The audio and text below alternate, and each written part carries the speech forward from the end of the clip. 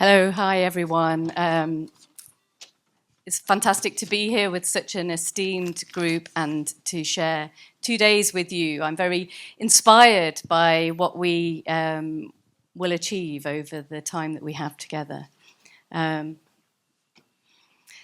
So I'm from RMIT in Australia, but my accent probably tells that I'm from the UK originally, and I've only recently moved to Australia, and many of our team have come here today to share this event with you. So it's very exciting. John and I worked together over some years ago, and it's great to be back thinking about some of these big issues. I'm an industrial designer by training, so design is in my DNA, but then I also found that design alone can't do as much as when design works with others. And so I then went on to look at things like economics and led myself ultimately to working in government, because it seemed government had some power. And what I discovered from working in government for almost 10 years is that government doesn't have power. Actually, power is much more broadly distributed. And so I have become convinced that we need to bring everyone in the room. And I think today is a really great way to start that. So I'm going to share some thoughts, really, to get us warmed up and thinking about framing today's conversations, but really just to kind of, I don't know, provoke and to add some context, perhaps, to what we are doing and thinking about around care, value, and place. And it has been said of designers that they're eternally optimistic, yet constantly dissatisfied. We kind of live in a world that is, but we long for a world that could be. And it is really that sense of journey that inspires us and gives us the optimism that designers bring in abundance and the energy to try and challenge the status quo and make things different. And of course, everyone will say this, but the truth is we are living in a unique moment in time. And so really, my scene setting is really to say, well, where are we now as we sit in the room together, and where are we going? If you think about the headlines and you think about the news, you get a sense of an emergency of housing, of crisis. But if you change just one letter, the word emergency becomes emergence. The emergence of new possibilities, new businesses, new ideas.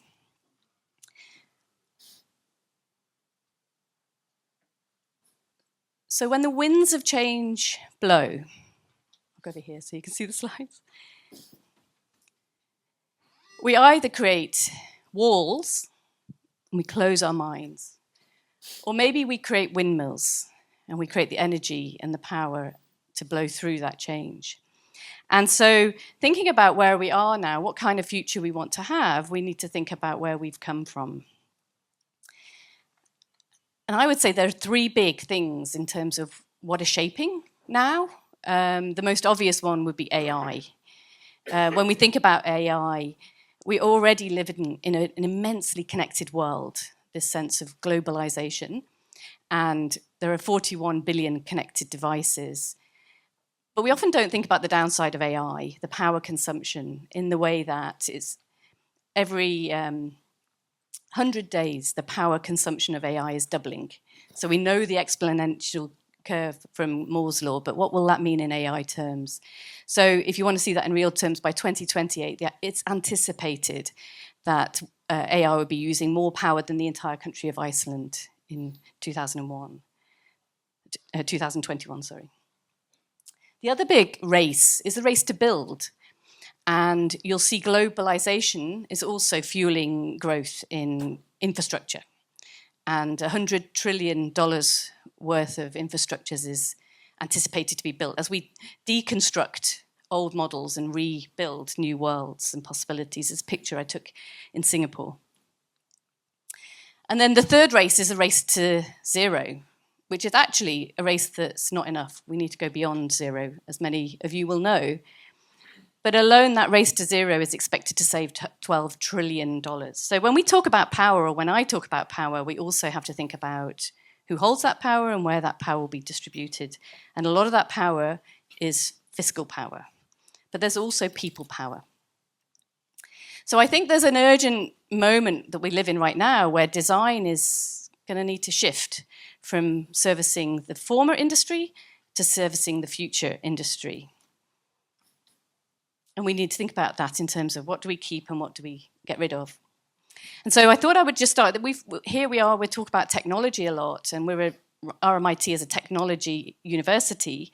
I did a mapping of some of the technologies that are emerging, and there's a vast range of emerging technologies that have driven us. But really thinking about that in terms of these different kinds of things, smart spaces, smart cities, if you like, through to a whole data revolution.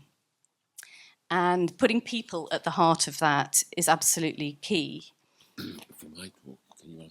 So then thinking about how do we design these technologies and how do we design for people in a way that makes the future better, and really starting to reimagine and rebuild the world.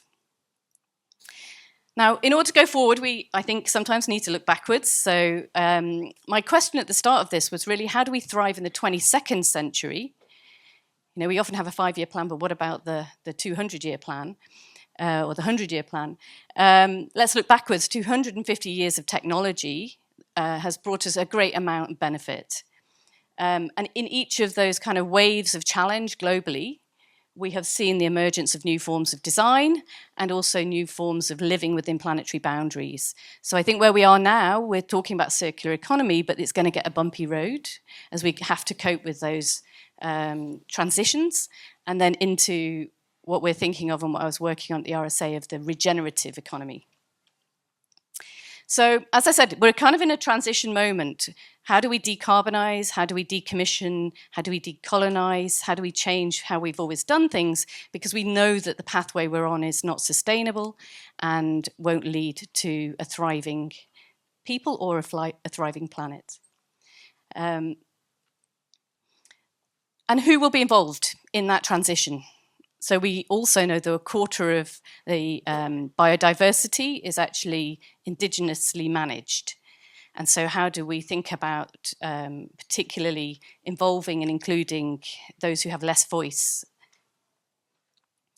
And each of us has a lanyard with different languages. How do we have a global conversation that actually goes beyond national boundaries and sovereignty, and thinks about sovereignty, in, for example, at the level of the planet, where many of the things we're talking about, rivers, mountains, they don't know boundaries that are artificially constructed as an ecosystem, as was said. So I just wanted to kind of wrap up my introductory words by just talking briefly about planetary civics, which is this idea of the big and the small, the planet and the people. And how we get there through politics and shaping that agenda, and to shift the Overton window. So the Overton window is what government does. It's not making a perfect world in the future. It's actually what can be delivered. What are the publics willing to enable through the way that we govern how we work as civilizations? And how do we expand that? COVID showed us that we can shift the Overton window overnight. But there's a lot of drag on our ambition, so we actually need to think in terms of what's the art of the possible. And Planetary Civics has been bringing together a global alliance, including BITSDES in America, Chatham House in the UK, and Dark Matter Labs. So what I'm showing you is stuff that's actually not published yet. It's coming out quite soon around this initiative, which will be a series of planetary papers and planetary studios. And what's, I suppose, different about this planetary perspective is this idea not just of human sovereignty, but also of natural sovereignty, and thinking about nature as a key voice in these discussions. So we've done one big exhibition in Melbourne, and it was called Wild Hope. And I just love that term, because I think hope is absolutely crucial to the pathway that we're on.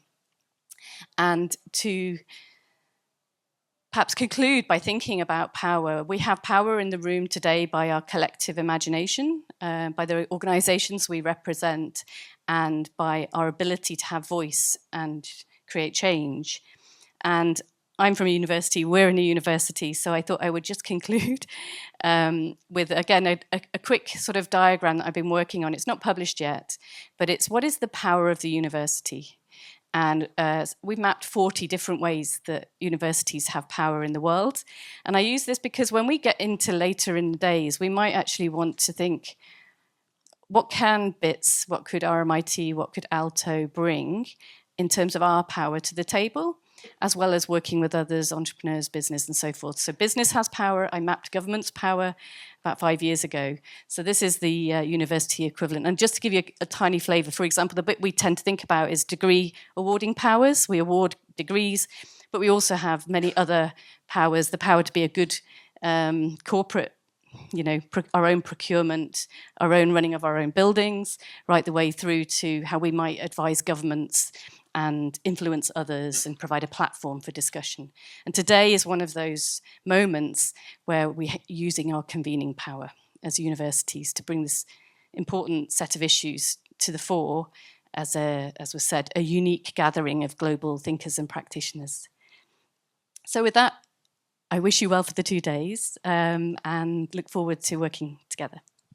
Thank you.